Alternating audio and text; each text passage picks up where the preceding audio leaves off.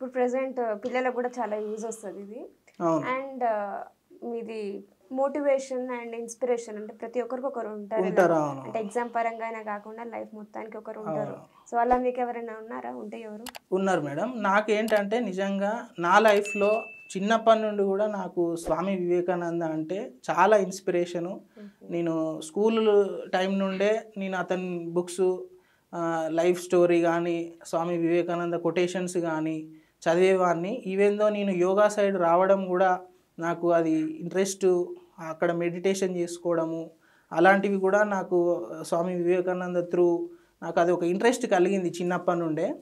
ఏంటంటే లైక్ స్వామి వివేకానంద ఒకటి చెప్తుంటారు ఎప్పటికీ, నీతో నేను డైలీ కొద్దిసేపైనా మాట్లాడుకుంటే లైక్ ఒక జీవితంలో ఒక గొప్ప వ్యక్తిని నిర్మించుకోవచ్చు, ఒక గొప్ప వ్యక్తితో మాట్లాడుకునే అవకాశం ఉంటుందని చెప్తుంటారు. సో అది నేను కూడా బాగా ఫాలో అయ్యేవాడిని. ఇంకో విషయం ఏంటంటే ఇప్పుడు రియాలిటీ వరల్డ్ మొత్తంలో కూడా ఎక్కువ యూత్ పాపులేషన్ ఉంది మన ఇండియాలోనే. ఆ రోజులలోనే స్వామి వివేకానంద ఒక మాట చెప్పారు. ఏంటంటే నాకు కొంతమంది బలమైన యూత్ని ఇవ్వండి, నేను దేశాన్ని నిర్మిస్తా అన్నాడు. అంటే యూత్ పవర్ ఎంత ఉంటుంది మనం అర్థం చేసుకోవచ్చు.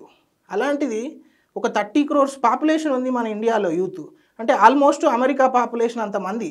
కానీ ఏమవుతుంది, యూత్ అంతా కూడా వాళ్ళ యొక్క ఎనర్జీని, వాళ్ళ యొక్క టైంని, వాళ్ళ యొక్క స్కిల్ని ప్రాపర్ వేలో యూటిలైజ్ చేసుకోవట్లేదు, మిస్గైడ్ అవుతున్నారు. వేరే హ్యాబిట్స్కి వెళ్ళడము, టైం వేస్ట్ చేసుకోవడము, సోషల్ మీడియాలో టైం వేస్ట్ చేయడము, ఇట్లా చాలా అవుతున్నాయి.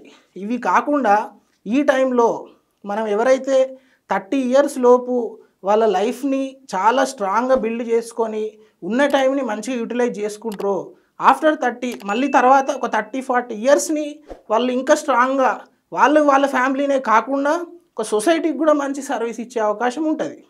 సో అట్లా యూత్ వాళ్ళని ఫుల్ఫిల్ చేయాలి అని చెప్పేసి అనుకుంటున్నా. నాకు ఆ డిజైర్ అనేది అక్కడ నుండి వచ్చింది. యాజ్ నేను దాని త్రూవే రామకృష్ణ మఠంకి వెళ్ళడము, తర్వాత యోగా సైడ్ రావడము, యోగా ఇన్స్టిట్యూట్ క్లాసెస్, ఇట్లా మెడిటేషన్ రిలేటెడ్ కంటిన్యూ చేస్తున్నాను మేడం.